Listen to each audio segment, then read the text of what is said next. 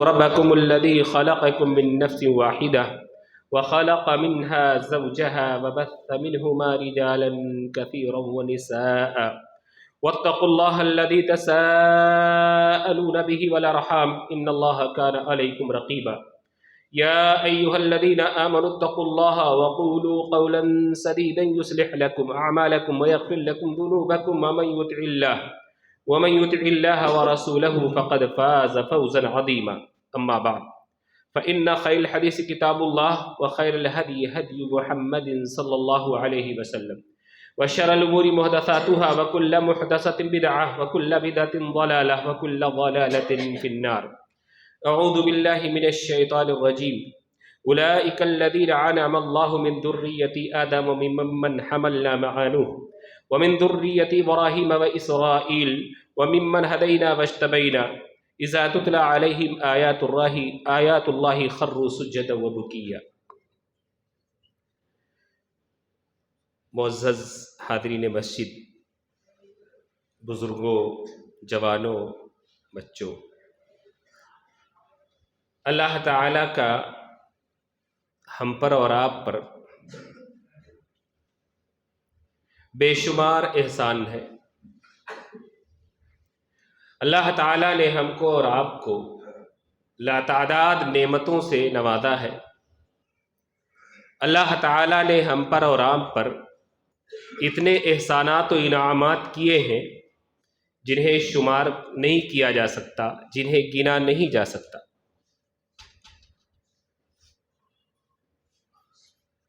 یہ احسان جو اللہ رب العزت نے ہم پر اور آپ پر کیے ہیں، ان میں سے ایک احسان اور وہی سب سے عظیم احسان ہے، کیونکہ دوسرے انعامات اور دوسرے احسانات وہ تو اللہ تعالیٰ نے اپنے تمام بندوں پر بلکہ تمام مخلوقات پر کی ہیں. لیکن ہم کو اور آپ کو انسان بنانے کے بعد اللہ رب العزت نے ایمان اور اسلام کی جو دولت دی ہے، یہ دولت سب کو نہیں ملی، اللہ کی ساری مخلوقات کو نہیں ملی، خود انسانوں میں سے سارے انسانوں کو نہیں ملی. اور اس پر مزید فضیلت اللہ تعالیٰ نے ہمیں یہ بخشی کہ اس نے ہم کو اور آپ کو موحد بنایا، مومن خالص بنایا، ایک اللہ کو ماننے والا اور اس کا پوجنے والا بنایا. ہم پر اور آپ پر ایک مومن ہونے کے ناطے جو ذمہ داریاں عائد ہوتی ہیں، ان میں سے ایک چیز یہ ہے کہ ہم اور آپ اللہ تعالیٰ کی تمام آسمانی کتابوں پر ایمان رکھیں مجمل طور پر، اور بطور خاص ہم کو اور آپ کو قرآن مجید پر ایمان رکھنا ہے. قرآن مجید پر ایمان رکھنے کے کچھ تقاضے ہیں، کچھ مطالبے ہیں، کچھ حقوق ہیں. ہم صرف زبان سے دعویٰ کر لیں کہ ہمارا ایمان ہے قرآن مجید پر، یہ چیز کافی نہیں ہے. جب تک قرآن مجید کے ہم پر اور آپ پر جو حقوق ہیں، اس کا ہم سے اور آپ سے جو مطالبہ ہے، اس مطالبے کو نہ پورا کریں، اس تقاضے کو نہ پورا کریں اور اس حق کو ادا نہ کریں. قرآن مجید کے حقوق میں سے بعض تو ہم بحسن و خوبی عطا کرتے ہیں، کچھ میں ہم سے کوتاہیاں ہوتی ہیں، اور بعض ایسے ہیں جن کو ہم نے بالکل بھلا دیا ہے، یا کم ہی لوگ ہیں جو ان حقوق کی ادائیگی کرتے ہیں. قرآن مجید کا ایک حق یہ ہے کہ اس کو پڑھا جائے. ہم میں سے بیشتر لوگ قرآن مجید پڑھتے ہیں، بہت سے لوگ تو ہمیشہ روزانہ صبح کو پڑھتے ہیں، کچھ لوگ ہمیشہ نہیں پڑھتے تو رمضان کے مہینے میں پڑھ لیتے ہیں، بلکہ بعض لوگ تو رمضان کے مہینے میں قرآن مجید کا کئی دور کرتے ہیں، کئی مرتبہ اس کو ختم کرتے ہیں. اچھی بات ہے، ہر شخص کو کوشش کرنی چاہیے کہ قرآن مجید روزانہ پڑھے، تھوڑا ہی کیوں نہ پڑھے. اور چونکہ رمضان کا قرآن سے خاص تعلق ہے، اس لیے اس مہینے میں بطور خاص اس کو پڑھیں. قرآن مجید کا ایک حق یہ ہے کہ ہم خود قرآن کو سیکھیں اور قرآن کو سکھائیں، قرآن کو پڑھیں اور پڑھائیں. اپنی اولاد، آنے والی نسلوں کو قرآن سے جوڑیں اور ان کو قرآن سکھائیں. ہم میں سے بیشتر لوگوں نے قرآن مجید پڑھ رکھا ہے، اور کوشش یہ ہو رہی ہے کہ ہم اپنی اولاد کو بھی قرآن مجید پڑھا لے جائیں. قرآن مجید کا ایک حق یہ بھی ہے کہ قرآن مجید کی تعلیمات کو لوگوں تک پہنچائے۔ قرآن مجید کا ایک حق یہ ہے کہ ہم خود عمل کریں، جو کچھ قرآن کہتا ہے اس کے اوپر عمل کریں۔ یہ قرآن پر ایمان رکھنے میں شامل ہے یہ بات کہ قرآن مجید کی باتوں پر عمل کیا جائے، جس سے قرآن روکے اس سے رک جایا جائے، اور جس کا قرآن حکم دے اس کو بجا لایا جائے، اور پھر قرآن مجید کی باتوں کو دوسروں تک پہنچایا جائے۔ قرآن مجید کی نشر و اشاعت، اس کو دوسروں تک پہنچانا، اور پھر قرآن مجید کا دفاع کرنا، یہ بھی قرآن کا ایک حق ہے۔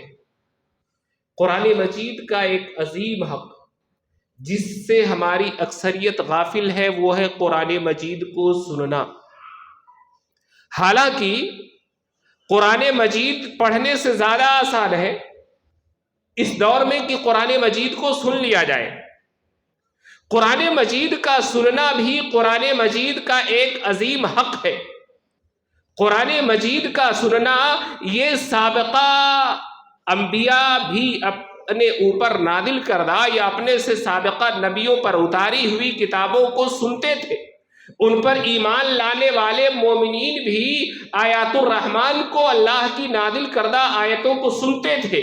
میں نے آپ کے سامنے خطبہ مسنونہ کے بعد سورہ مریم کی جو آیت سجدہ پڑھی ہے، اس میں اللہ رب العزت نے 10 نبیوں کا ذکر کرنے کے بعد کہا اولئک الذین انعم اللہ من النبیین، یہی وہ لوگ ہیں جن کے اوپر اللہ تعالیٰ نے انعام کیا ہے، احسان کیا ہے نبیوں میں سے، ومن ذریۃ آدم، اور آدم کی نسل میں سے، وممن حملنا مع نوح، اور ان لوگوں میں سے جنہیں ہم نے نوح کے ساتھ کشتی میں سوار کیا، وہ تمام اہل ایمان جو کشتی میں نوح کے ساتھ سوار ہوئے ان میں سے، ومن ذریۃ ابراہیم و اسرائیل، اور ابراہیم اور اسحاق علیہ السلام کی نسل میں سے، وممن ہدینا واجتبینا، اور وہ تمام لوگ جنہیں ہم نے ہدایت بخشی، سیدھا راستہ دکھلایا، اور جنہیں ہم نے منتخب کر لیا اور چن لیا۔ ان تمام نبیوں کا، ان تمام اہل ایمان کی صفت یہ تھی اذا تتلی آیات الرحمن خروا سجدا وبکیا، جب ان کے اوپر رحمان کی آیتیں تلاوت کی جاتی تھیں،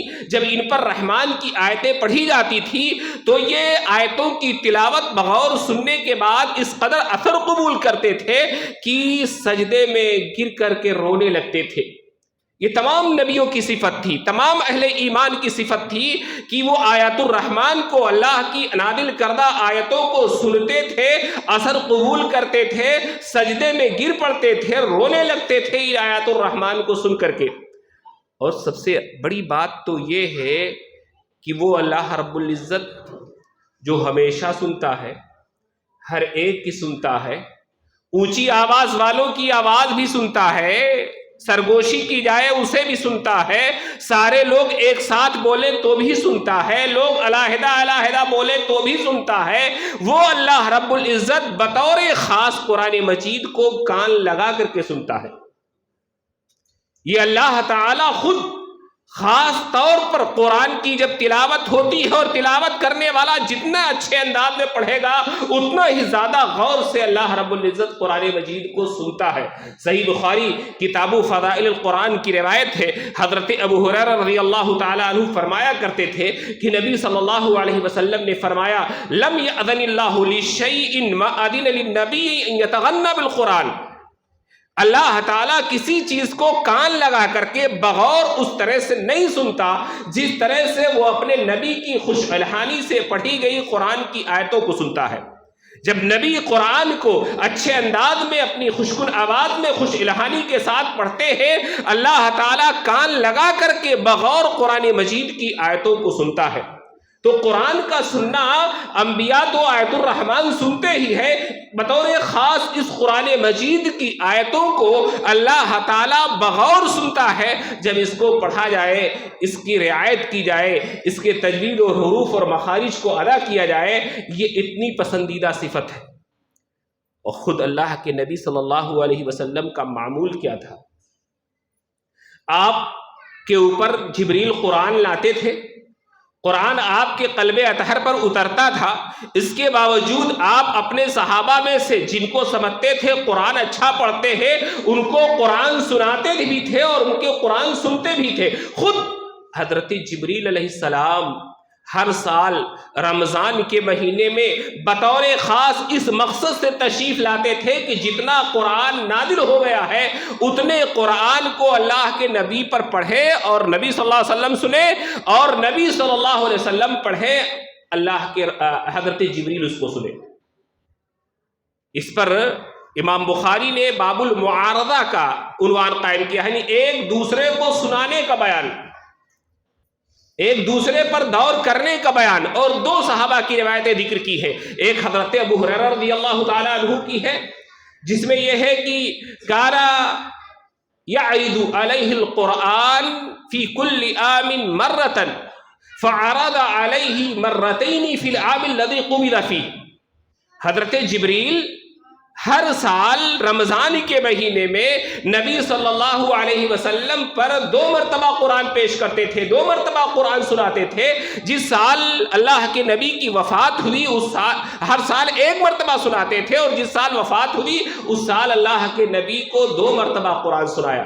عبداللہ بن عباس کی روایت سے معلوم ہوتا ہے کہ قرآن اللہ کے نبی نے سنایا، دونوں سناتے تھے، ایک بار اللہ کے نبی سناتے، ایک بار حضرت جبریل سناتے، اور ہر سال کا مطلب یہ ہے کہ زمانے نبوت کے جو 23 سال ہے اس سالوں میں سے ہر سال، صرف مدینہ کے 10 سال نہیں، پورے 23 سال کے ہر سال رمضان کے مہینے میں قرآن مجید ایک بار اللہ کے نبی سناتے، جبریل علیہ السلام سنتے، اور پھر جبریل علیہ السلام سناتے، اللہ کے نبی سنتے۔ لیکن جس سال وفات ہوئی یہ کام 2 مرتبہ کیا اللہ کے نبی صلی اللہ علیہ وسلم نے۔ تو قرآن مجید کا یہ حق جو ہے، قرآن سننے کا یہ اتنا عظیم حق ہے کہ تمام انبیاء آیات الرحمن سنتے تھے، ان پر ایمان لانے والے لوگوں کو اللہ کی نازل کردہ آیتوں کا سننا پسند تھا۔ اللہ تعالیٰ خود بغور قرآن پڑھا جائے تو کان لگا کر سنتا ہے، نبی صلی اللہ علیہ وسلم حضرت جبریل ایک دوسرے کو سنتے اور سناتے تھے۔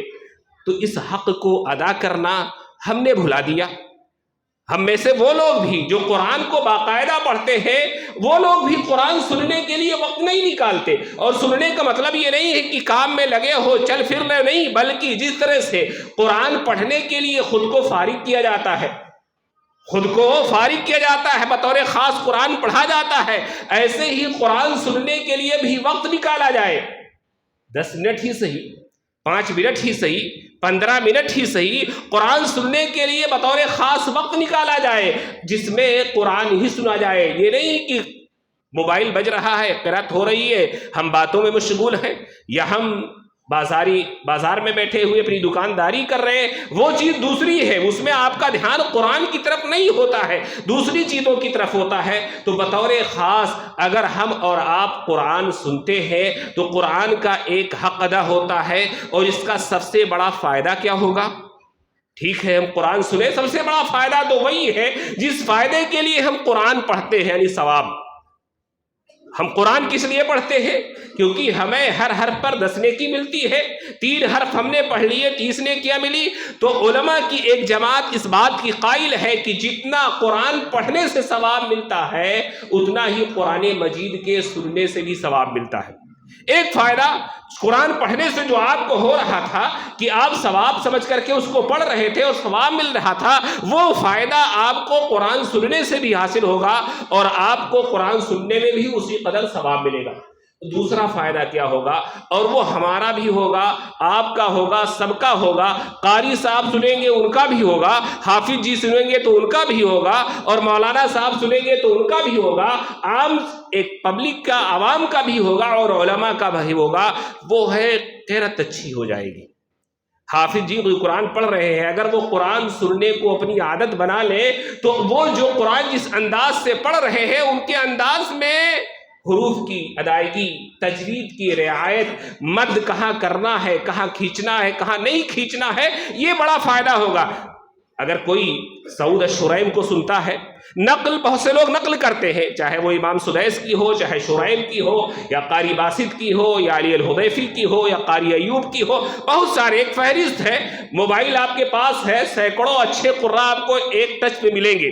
اب قرآن سننا مشکل نہیں رہا، لیکن قرآن سننے کا فائدہ کیا ہوگا؟ بہت سے لوگ تو آواز کی نقل کرتے ہیں۔ یاد رکھیں آواز فطری ہے، طبعی ہے، نیچرل ہے. کسی کو ایسی آواز ملی ہوتی ہے کہ وہ لمبی سانس کھینچ لے اور کسی کو نہیں ملی ہوتی.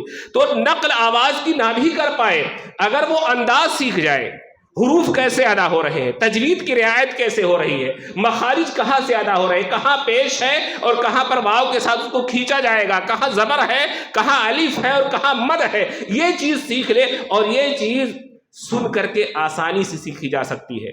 اگر سورہ فاتحہ ہم کو یاد ہے، ہم سورہ فاتحہ ہی دوسرے قاری سے سنیں تو پھر اس کا جو فائدہ ہوتا ہے وہ بہت بڑا ہوتا ہے کہ انسان کی قرأت اچھی ہو جاتی ہے، قرآن پڑھنے کا طریقہ آ جاتا ہے. اللہ کے رسول صلی اللہ علیہ وسلم اس طریقے سے بھی اپنے صحابہ کو قرآن سکھایا کرتے تھے.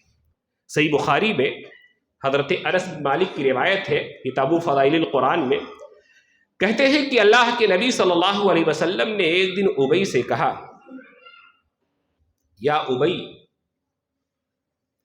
ان اللہ امرنی ان اقرا علیک القرآن، اے ابی اللہ تعالیٰ نے مجھے یہ حکم دیا ہے کہ میں تمہیں قرآن پڑھ کر کے سناؤں.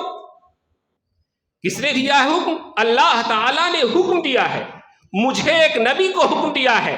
حضرت ابی کو بڑا تعجب ہوا، کہا اللہ سمانی لک، اے اللہ کے رسول کیا اللہ نے میرا نام لے کر کے کہا ہے یا صرف یہ کہا ہے کہ کسی کو قرآن سنا دو؟ کیا میرا نام لے کر کے کہا ہے کہ ابی کو جا کر کے قرآن سناؤ؟ اللہ کے رسول نے کہا اللہ سماک لی، اللہ نے آپ کا نام لے کر مجھ کو کہا ہے کہ جاؤ ابی بن کعب کو قرآن سناؤ. مارے خوشی کی حضرت ابی بن کعب رونے لگے. بعد روایات کے الفاظ ہیں وقت ذکرت عند رب العالمین، ابی کہنے لگے کہ کیا میرا تذکرہ اللہ رب العالمین کے یہاں نام کے ساتھ ہوا ہے؟ کتنی بڑی بات ہے کہ اللہ کا کسی کا نام لے کر کے کہے کہ جاؤ اس کے اوپر قرآن پڑھو، اس سے قرآن سنو. اس طرح کی باتیں تو بڑی خوشی کی بات تھی. حضرت ابی بن کعب ان 4 صحابہ میں سے ایک ہے جن کا نام لے کر کے اللہ کے رسول نے اپنے صحابہ کو مخاطب کر کے کہا کہ قرآن ان سے سیکھو. ان میں سے ایک نام ابی بن کعب کا ہے جن کا نام لے کر کے کہا کہ ان سے قرآن سیکھو. غالباً سنن ابو داؤد کی روایت ہے، اللہ کے رسول صلی اللہ علیہ وسلم جہری نماز پڑھا رہے تھے، اور اس بات کا کسی صحیح حدیث میں تذکرہ نہیں کہ کون سی نماز ہے اور کون سی صورت ہے، لیکن علماء نے لکھا کہ وہ فجر کی نماز اور سورۃ المؤمنین تھی جو آپ پڑھ رہے تھے. اتفاق سے اللہ کے رسول صلی اللہ علیہ وسلم دوران قرأت چوک گئے، ایک آیت آگے بڑھ گئے.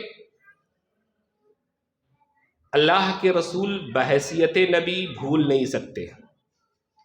سنقرئک فلا تنسیٰ، اور قریب ہم آپ کو پڑھائیں گے، آپ بھولیں گے نہیں.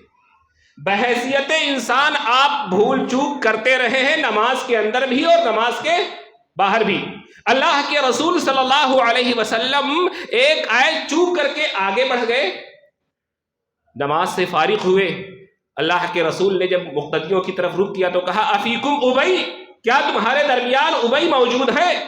ابی نے کہا اللہ کے رسول ہاں میں موجود ہوں. اللہ کے رسول نے کہا ما منعک ان تفتح علی، تمہیں کس چیز نے روکا تھا کہ میری اصلاح کر دیتے، مجھے لقمہ دے دیتے؟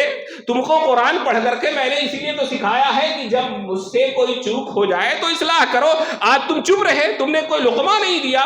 تو قرآن جب کسی کو پڑھ کر کے سنا کر کے سکھایا جاتا ہے تو اس کو اس قدر اچھی طرح سے پڑھنا آ جاتا ہے کہ پھر وہ خود استاد کے درجے پر آ جاتا ہے. سامنے والا سننے والا بغور سنے، جیسے قاری پڑھ رہا ہے اس طرح سے پڑھنے کی کوشش کرے. اور اس کے لیے میں کہوں گا کہ مسجد نبوی کے امام علی الحذیفی چاہے وہ قیام اللیل پڑھائیں چاہے فرض نماز پڑھائیں، بہت ٹھہر ٹھہر کر پڑھتے ہیں، بہت ٹھہر ٹھہر کر پڑھتے ہیں. سیکھنے والا ہر آیت کو الگ کر کر کے ان سے سیکھ سکتا ہے.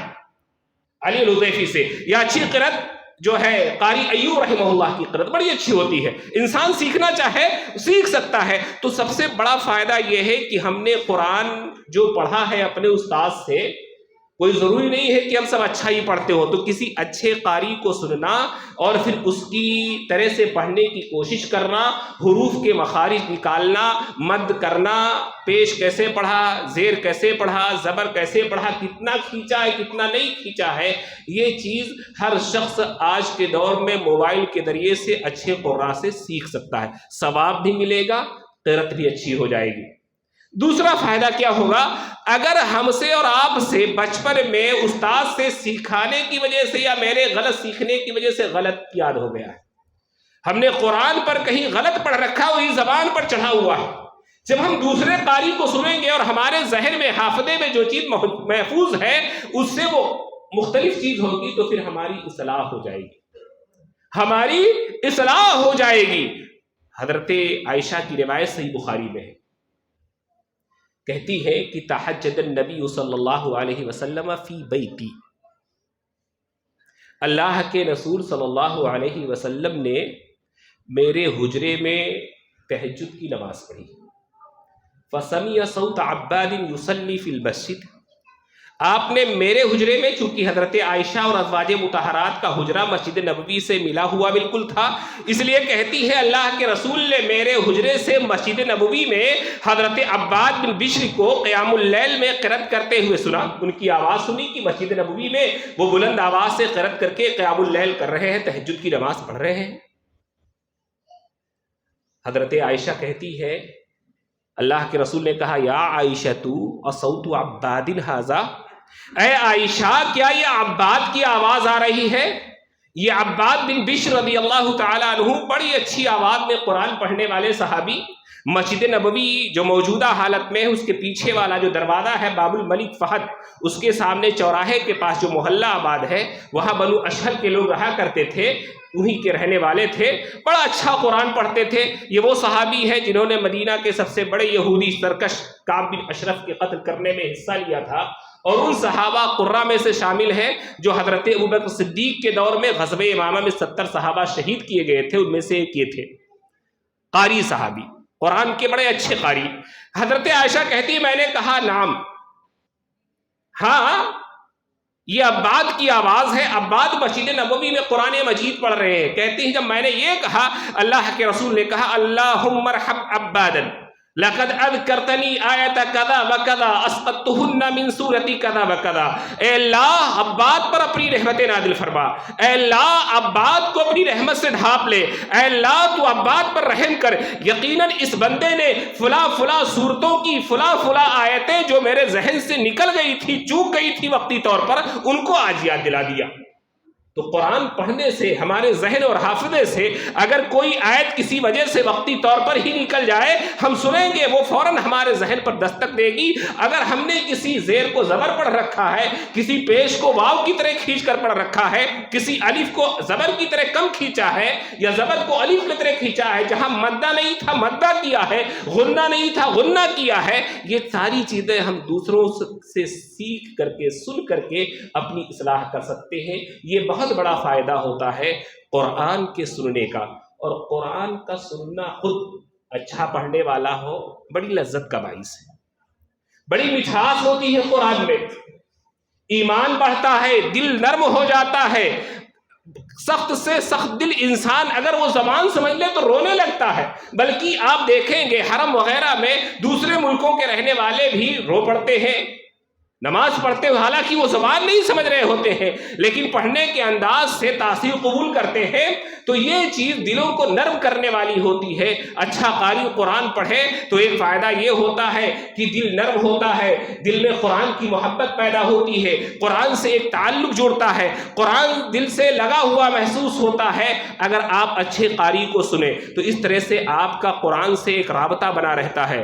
مسند احمد میں حضرت عائشہ کی روایت ہے، کہتی ہے کہ ابتعت علی النبی صلی اللہ علیہ وسلم، ایک دن ہم اللہ کے رسول کے ساتھ باہر کسی غرض سے گئے، واپسی میں اللہ کے رسول حجرے میں پہلے داخل ہو گئے، میں نے کچھ تاخیر کی، جب میں آپ کے بعد پہنچی حجرے میں تو اللہ کے نبی صلی اللہ علیہ وسلم نے پوچھا یا عائشہ تو ما حبسکی، عائشہ کیا معاملہ ہے، کیوں باہر رکی رہ گئی، کیوں ٹھہری رہ گئی، تمہیں کس چیز نے روک رکھا تھا عائشہ؟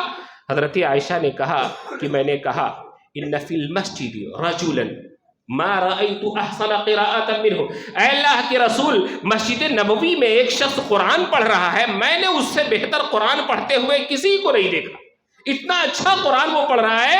اللہ کے رسول نے جب سنا کہ کوئی قاری اچھا قرآن پڑھ رہا ہے، آپ کو بھی شوق پیدا ہوا دیکھیں کہ کون ایسا قرآن پڑھنے والا مسجد نبوی میں موجود ہے جو حضرت عائشہ کہتی ہے میں نے اس سے اچھا قاری کوئی دیکھا ہی نہیں۔ فذهب رسول اللہ صلی اللہ علیہ وسلم، شوق کی وجہ سے اللہ کے رسول حجرے سے نکلے، مسجد نبوی میں پہنچے، دیکھا فإذا هو سالم مولى ابی حذیفہ رضی اللہ عنہ۔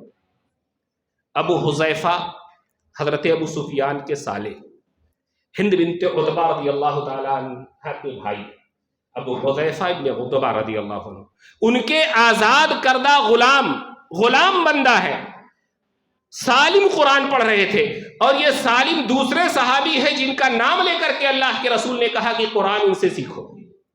غلام تھے، ایک شخص کے غلام تھے، لیکن قرآن اتنا پڑھتے تھے اچھا کہ اللہ کے رسول نے جن 4 لوگوں کا نام لیا اس میں سے ایک نام اس غلام صحابی کا بھی تھا کہ قرآن سیکھنا ہو تو سالم سے قرآن جا کر کے سیکھو۔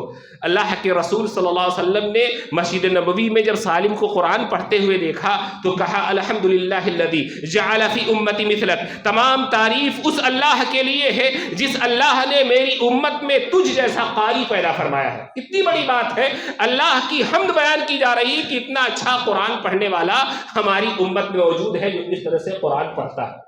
اللہ کے رسول صلی اللہ علیہ وسلم بسا اوقات اپنے بعض قراء صحابہ کو جب قرآن سنتے تھے تو ان کی تعریف بھی کرتے تھے، ان کی حوصلہ افزائی بھی کرتے تھے، ان سے لذت بھی محسوس کرتے تھے، ان سے فرمائشیں کر کے قرآن سنا کرتے تھے۔ صحیح مسلم کی ایک روایت ہے، حضرت ابو موسیٰ اشعری رضی اللہ تعالیٰ عنہ رات میں نماز پڑھ رہے تھے، اللہ کے رسول صلی اللہ علیہ وسلم نے ان سے قرآن پڑھتے ہوئے سنا، صبح ملاقات ہوئی۔ صحیح مسلم کے الفاظ ہیں، اللہ کے رسول نے کہا کہ لو رأیتنی وانا استمع لقراءتک البارحہ، کاش تم نے دیکھا ہوتا رات کو میں تمہاری قرأت کس طرح سے سن رہا تھا، تم نے دیکھا ہوتا مجھے کس طرح سے میں تمہاری قرأت کو رات میں سن رہا تھا۔ لقد اوتیت مزمارا من مزامیر آل داؤد، یقیناً تمہیں آل داؤد کی خوش الحانی کا جو خاصہ تھا، داؤد علیہ السلام کو جو بہترین آواز دی گئی تھی وہ آواز تمہیں دی گئی ہے، آل داؤد کی مخصوص آواز اور مخصوص لہجہ تمہیں دیا گیا ہے قرآن پڑھنے کا۔ صحیح ابن حبان کے الفاظ ہیں، حضرت ابو موسیٰ نے کہا لو علمت مکانک یا رسول اللہ لحبرت لک تحبیرا، اے اللہ کے رسول مجھے پتا ہوتا آپ میری قرأت کو سن رہے ہیں تو میں اور دل لگا کر کے پڑھتا اور اچھے انداز میں پڑھنے کی کوشش کرتا۔ یہ تمنا کی حضرت ابو موسیٰ اشعری رضی اللہ تعالی عنہ نے۔ تو قرآن کا یہ مزہ ہوتا ہے، قرآن سننے کا۔ یہ اور بات ہے کہ ہم میں سے کچھ لوگ رمضان میں ابتدا میں سننے آئیں گے، 4-6 دن کے بعد ایک آدھ صف خالی ہوگی، دوسرا عشرہ لگے گا، آدھے لوگ غائب ہو جائیں گے، اور تیسرا عشرہ آتے آتے 1 صف 2 صف لوگ بچیں گے۔ حالانکہ اگر آپ کو سال بھر نہیں موقع ملا تھا تو مسجد والوں نے یا آپ ہی لوگوں نے مل کر کے ایک موقع فراہم کیا ہے، تو فائدہ تو اٹھا لو میرے بھائی۔ ارے اللہ والوں، یہ موقع کہاں ملے گا تم کو قرآن سننے اور سنانے کا؟ اچھا قاری لے کر کے آتے ہو، مہینے بھر وقت نکالتے ہو، تو اس کے لیے کم سے کم آپ خود کو فارغ کرو، آؤ تو سننے کے لیے، سننے کا جو فائدہ ہے وہ فائدہ تو اٹھاؤ۔ بندہ اگر تھوڑا بہت عربی جانتا ہو تو قرآن کس قدر اس کے اوپر اثر کرتا ہے۔ صحیح بخاری کی روایت ہے، حضرت عبداللہ بن مسعود رضی اللہ تعالیٰ عنہ، تیسرے وہ صحابی جن سے اللہ کے رسول صلی اللہ علیہ وسلم نے قرآن سیکھنے کے لیے نام لے کر کے کہا۔ حضرت عبداللہ بن مسعود کہتے ہیں کہ قال علی النبی صلی اللہ علیہ وسلم اقرأ علی القرآن، ایک دن نبی صلی اللہ علیہ وسلم نے مجھ سے کہا کہ اے عبداللہ بن مسعود مجھے قرآن پڑھ کر کے سناؤ۔ فرمائش کی اللہ کے رسول نے، مجھے قرآن پڑھ کر کے سناؤ۔ حضرت عبداللہ بن مسعود کہتے ہیں میں نے کہا اقرأ علیک انزل، اے اللہ کے رسول میں آپ کو قرآن سناؤں؟ حالانکہ قرآن آپ کے اوپر اترتا ہے، جبریل آپ کے پاس آتے ہیں، قرآن آپ کے دل اطہر پر نازل ہوتا ہے، میں آپ کو قرآن پڑھ کر کے سناؤں؟ اللہ کے رسول صلی اللہ علیہ وسلم نے فرمایا انی احب ان اسمعہ من غیری، مجھے پسند ہے کہ میں دوسرے سے قرآن پڑھتے ہوئے سنوں۔ ہم قرآن پڑھ لیتے ہیں، یقیناً اچھا پڑھتے ہوں گے، لیکن دوسرے سے قرآن سننا یہ بھی ایک حق ہے قرآن کا۔ اللہ کے رسول کیا کسی سے کم اچھی آواز میں قرآن پڑھتے رہے ہوں گے؟ اللہ کے رسول کو قرآن پڑھنا نعوذ باللہ نہیں آتا رہا ہوگا، لیکن دوسرے سے قرآن سننے کا جو مزہ ہے، جو لطف ہے، اور اس میں جو غور و تدبر ہوتا ہے زبان جاننے والوں کے لیے بطور خاص، وہ نہیں ملتا۔ حضرت عبداللہ بن مسعود کہتے ہیں کہ میں نے سورہ نساء پڑھنی شروع کی. پڑھتے پڑھتے جب میں اس آیت پر پہنچا فَإِذَا جِئْنَا مِن كُلِّ أُمَّةٍ بِشَهِيدٍ وَجِئْنَا بِكَ عَلَىٰ هَٰؤُلَاءِ شَهِيدًا. اللہ کے رسول نے کہا امسک رک جاؤ عبداللہ بن مسعود رک جاؤ. میں نے سر اٹھا کر کے دیکھا فَإِذَا عَيْنَاهُ تَذْرِفَانِ، تو آپ کی آنکھوں سے آنسو جاری تھے، آپ رو رہے تھے، آپ کی آنکھیں آنسو بہا رہی تھی. یہ اثر ہوتا تھا. اور قرآن کا اثر تو اس طرح سے ہوا انسانوں نے جناتوں پر بھی. وقت کے حساب سے مختصراً ذکر کروں سورہ جن قرآن مجید کی 29 پارے کی مشہور آیت. اس کی ابتدائی آیتوں میں جو واقعہ بیان ہوا ہے، صحیح بخاری میں حضرت عبداللہ بن عباس رضی اللہ عنہما کی روایت ہے کہ جب اللہ کے رسول صلی اللہ علیہ وسلم کو نبی بنایا گیا، آسمانوں پر پہرے سخت کر دیے گئے. جنات شیاطین الجن تھے، وہ آسمان پر جو خبریں سننے جاتے تھے ان کو شہاب ثاقب سے، ٹوٹے ہوئے ستاروں سے، انگاروں سے، شعلوں سے مارا جانے لگا. ناکام و نامراد جب واپس آ کر کے میٹنگ کی تو ابلیس نے کہا ضرور کوئی معاملہ ہے، جاؤ دنیا کے ہر حصے میں پھیل جاؤ اور حقیقت حال کا پتہ لگاؤ کہ کیا نئی بات ہونے والی ہے. آخر اب آسمانوں پر پہرے اتنے سخت کیوں کر دیے گئے ہیں؟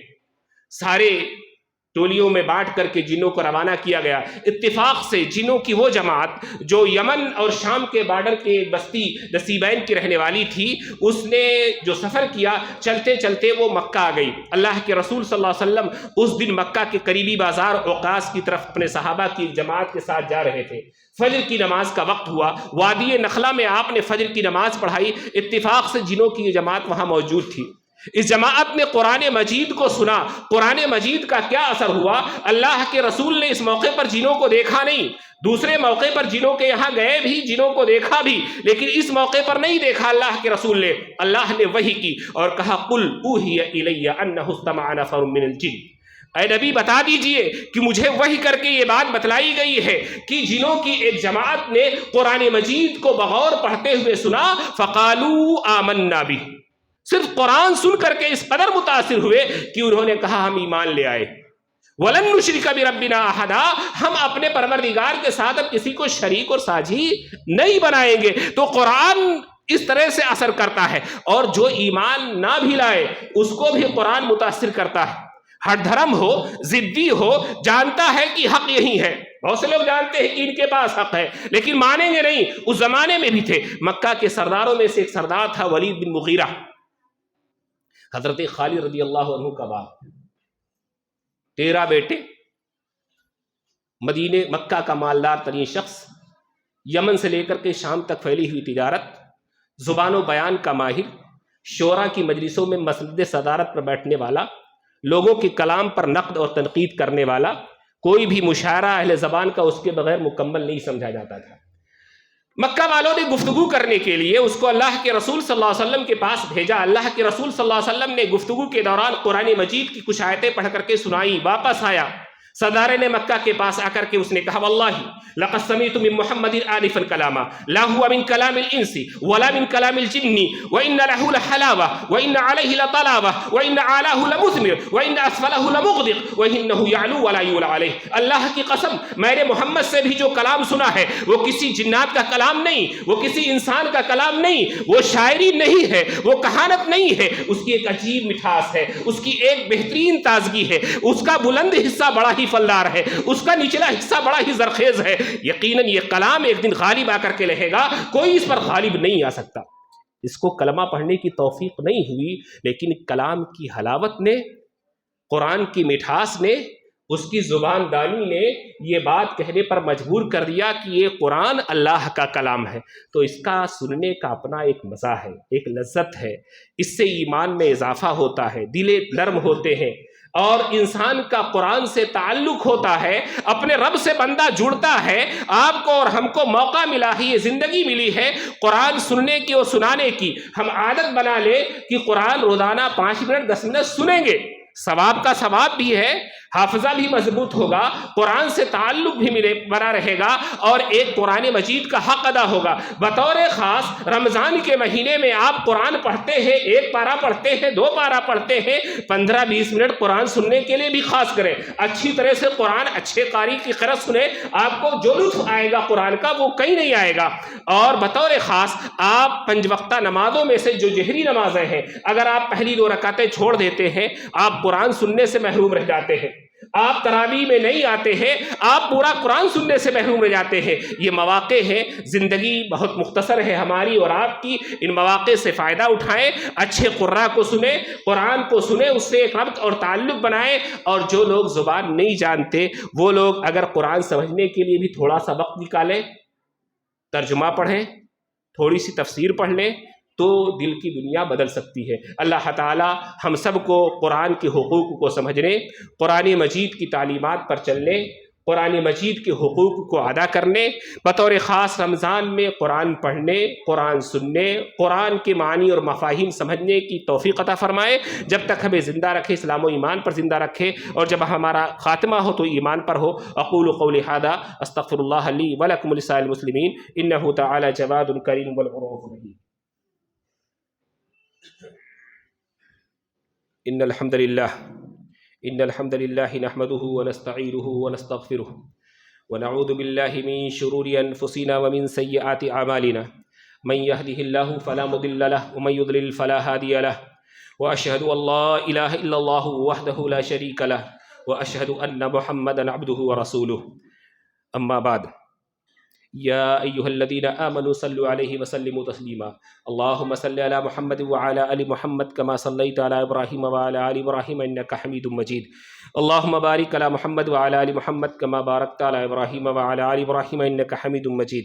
عباد اللہ رحمکم اللہ، ان اللہ یأمر بالعدل والإحسان وإیتاء ذی القربى وینہی عن الفحشاء والمنکر والبغی یعظکم لعلکم تذکرون اذکروا اللہ یذکرکم وادعوہ یستجب لکم ولذکر اللہ تعالی وأعلی وأولی وأجل وأتم وأکبر۔